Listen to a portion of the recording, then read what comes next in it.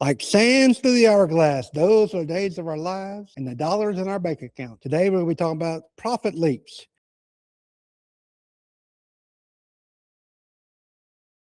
And before we get there, I want to ask a favor. Hit like and subscribe.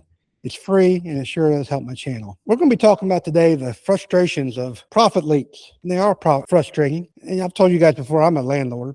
Been a landlord for over 25 years now. Wow. Well, anyway, one day when I was in corporate life and I had my job, got a phone call from Sue. Now, Sue was a renter of mine. Matter of fact, Sue was my first renter, now I think about it. Anyway, so Sue calls me and says, Chris, got a problem. So what's that, Sue? Now, Sue was one of my little ladies I like took under my wing because she was my first. And she didn't have a lot of money. She goes, I got a water leak. City called me. My bill's higher than it's supposed to be. I go, okay, well, I'll be over there at lunchtime. So I took lunch, went to Sue's house, looking for the water leak. I'm not saying anything. So give me the bill. So I got the bill. And if, being in a small community, it's pretty nice because if you call the city, they'll usually work with you because, nobody knows about the water leak until it's too late. And if you can work out something, they'll kind of forgive you or give you a one chance type thing. So I'm talking to the lady. I said, ma'am, on the phone. I said, hey, I'm here at Sue's house, blah, blah, blah. And sounds like we got a water leak. I said, I said, I can understand these numbers on this card. I said, what's this mean? Oh, it looks like you're about 100 over. I said, well, good. I said, 100 gallons ain't bad. That should be, we can fix that. She goes, no, sir, that 100 means it's 10,000 gallons over. I said, ma'am, I don't have a 10,000 gallon leak. I said, if I had 10,000 gallon leak, I probably couldn't have walked across the yard in my work shoes the way I did. Now, back then, I dressed up in a nice little business casual. But anyway, there's no leak. Come to find out, the meter was wrong. And thank the Lord, everybody swapped the meter, fixed the problem, and I didn't have any issues. But the point being is that finding profit leaks are just as frustrating because it's a drip here, a drip there. And Lord help us if it's a $10,000. I'd rather use $100 if you're going to lose anything. But comes down to money management. And a lot of my contractors think, the first thing they need to do is hire an estimator so they get more sales. Well, estimator's great, but what you really need is an accountant to help you keep the sales you got, protect those, and find those little leaks you got. My daughter called me the other day and said, Dad, did you do Dave Ramsey? I said, I sure did. Now, if you don't know who Dave Ramsey is a Christian money man, basically, and he promotes, and his biggest thing is about budgets and budgeting your dollars.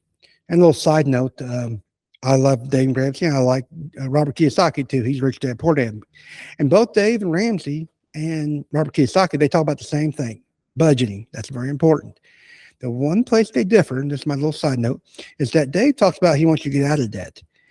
Robert Kiyosaki wants you to get into good debt. And that's a whole other episode for another time, but that's just something, if you get a chance, look that up, the difference between bad debt and good debt. Now, going back to what we're talking about.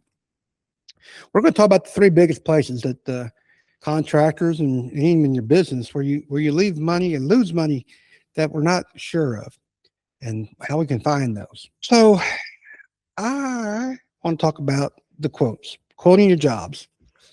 And I'll tell you what, I hate nickel and diamond people. Just hate it. When I first started my corporate job, long time ago, 1992 actually, and I worked for the second generation owner of the company, and he was actually already in his 70s. And when he passed away, it was in his 80s. But back then, Ovid Bell was his name. He come in and he told me a story. He said, Chris, because I was the estimator and I always gave the prices to the sales guy. He said, Chris, took my wife Martha to buy a car. Now back then, cars didn't come with rear-view mirrors. And they negotiated the price. And Ovid said, I want a rear-view mirror. I said, okay, Mr. Bell, we'll get you one. And he got the invoice. And on the invoice, it was the amount they agreed to plus this rear-view mirror. And it wasn't the issue. He said, Chris, it's not the issue that I couldn't afford the mirror. It wasn't the issue that I wasn't okay with paying for the mirror. The issue was they never told him about the mirror price.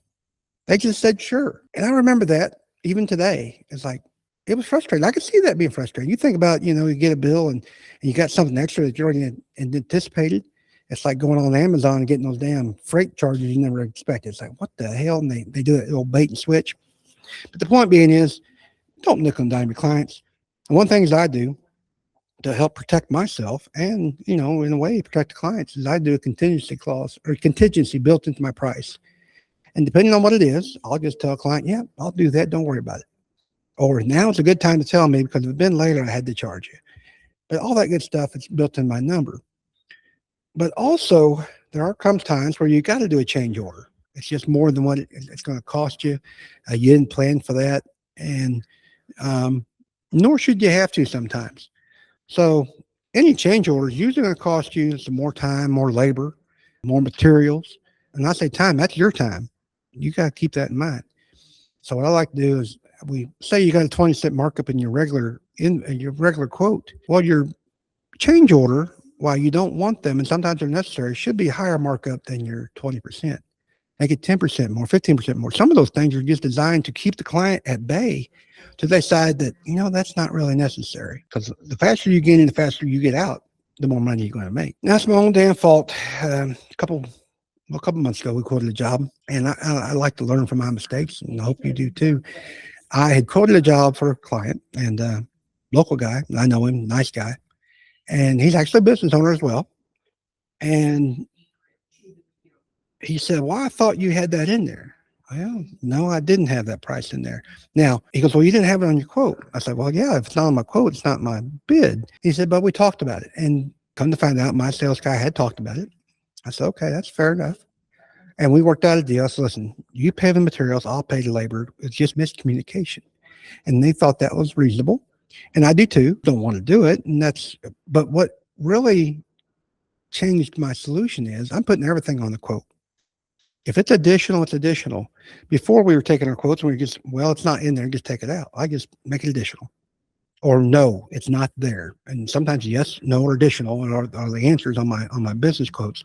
And they're standardized quotes, so nobody can question it. It just makes it that much more simple. On a change order, we just talked about it, I want you to document everything. Now, before I had help in a team, hell, I had little notes in my phone on the contacts. I'd go to that customer and I'd write down, I type in there, well, I told them this much money. And hell, I had to set myself a reminder. And if I forgot, I need to bill for it when it comes time. And I was doing my own billing as well.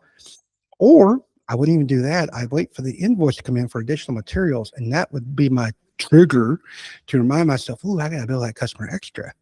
I'm telling you what, don't do that if you can. Now, since then, I've got team members who come from other contractors, and they brought me ideas of how they do it. And we send out change orders. We send out physical change orders. Elizabeth's really good at it. She'll email them. And there's times, the best times is that some clients send us a check for the change order before I even got it done. So, but the point being is that document everything. That way there's no question. Don't nickel and dime your people and so forth. Now, you might be different. And I'm not telling you how to do your estimates. That's something you got to decide. How you can present your bid to your client, how you're going to communicate, make sure everybody's on the same page. Now, that being said, I want to talk about bad estimating and the scope of work. Everything's going to do it. I wasted an hour of my time the other day, and I said yes to a job I should never said yes to. And so I always like making lemons out of lemonade. So I decided that, what can I learn from this? The good thing I learned from it was I showed up, I said, no, this is not a job we need to do.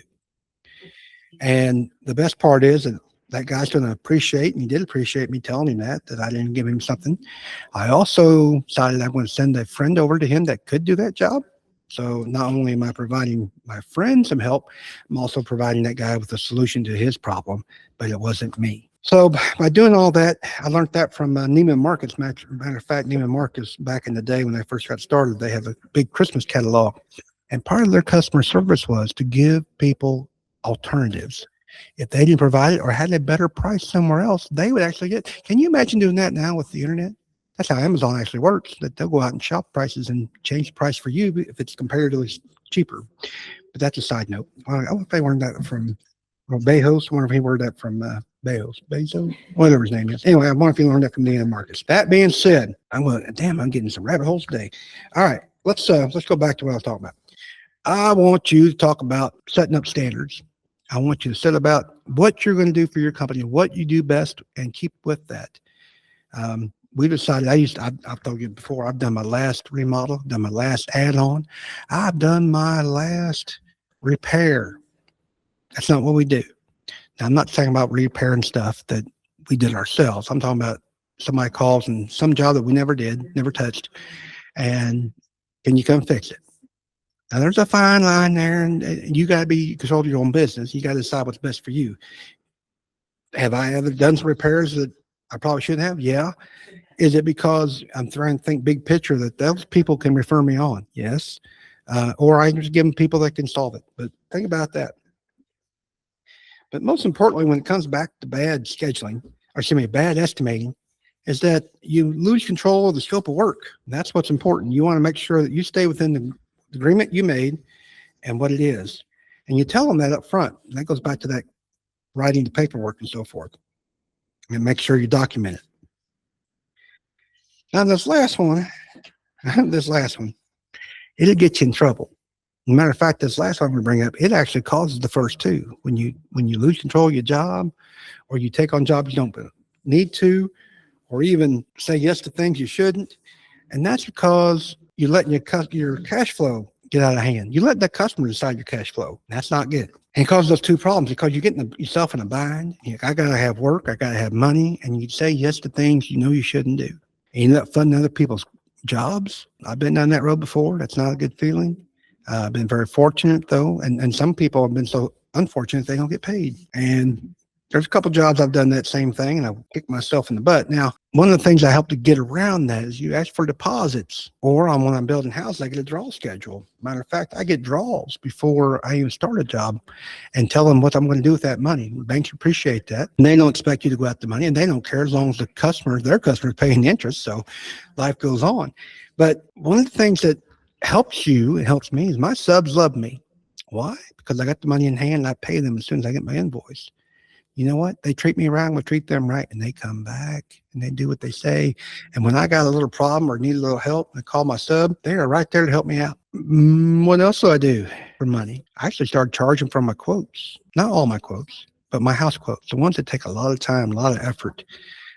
You can do it different ways. I charge for them and I give a little credit back if they decide to do the job for me. I have in the past given all the money back. Depends on what I'm charging them. But people who come in to spend a big job, they know you got some planning costs. They know it. And if they want to go find somebody else that doesn't plan like I do, that's fine.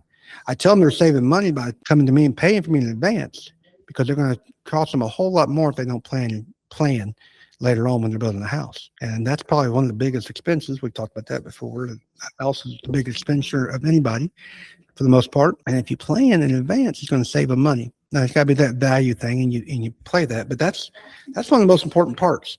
And that's also where that accountant I mentioned earlier, bringing them, they can help you figure out your cash flow. Because cash flow hurts. Oh, what else I got going on?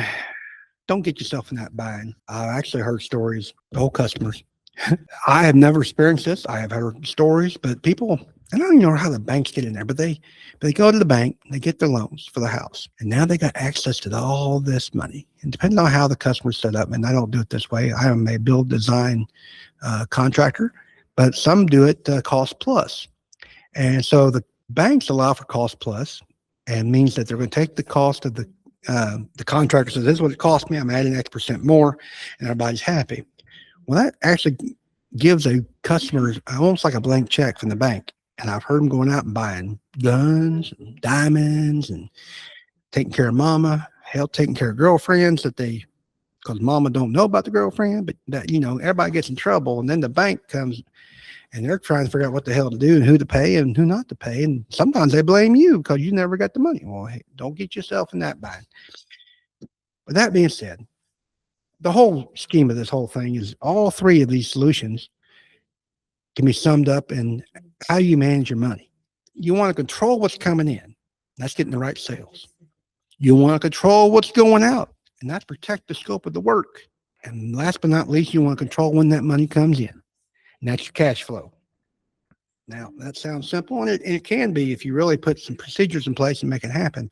Have people help you do that. If that's not your gig, whether that be the accountant or your office manager or whoever, but make that all work out. The biggest money leaks come in construction, not from the big mistakes. If I had a 10,000-gallon water leak at Sue's house, it'd been a whole lot easier to figure out. It's those small ones. It's those drips here and there, and it's kind of like plumbing.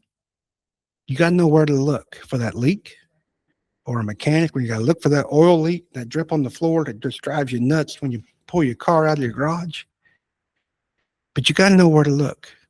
If that's something that you don't know how to look, find somebody that does that can make it happen, like an accountant. That's what they're there for.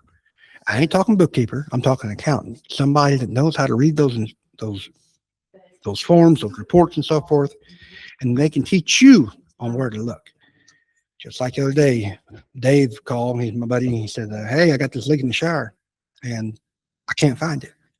So I told him what was wrong. I said, "Go look there. Guarantee it. It's one of two things, and it sounds like what you're telling me. Go look in the spout. It's old, and after years and years of experience, I know exactly where to look for it." And guess what? That solved this problem. Now, guys, if you like what you heard today, and I hope you did, and want to learn ways of protecting your profits and saving your money, then hit like and subscribe so I can get notifications of things that I'm going to be talking about in the future. Always and always, God be with you till we meet again. This is Chris G, Hard Hat the CEO. Now go get that hat and throw it away. Bye-bye.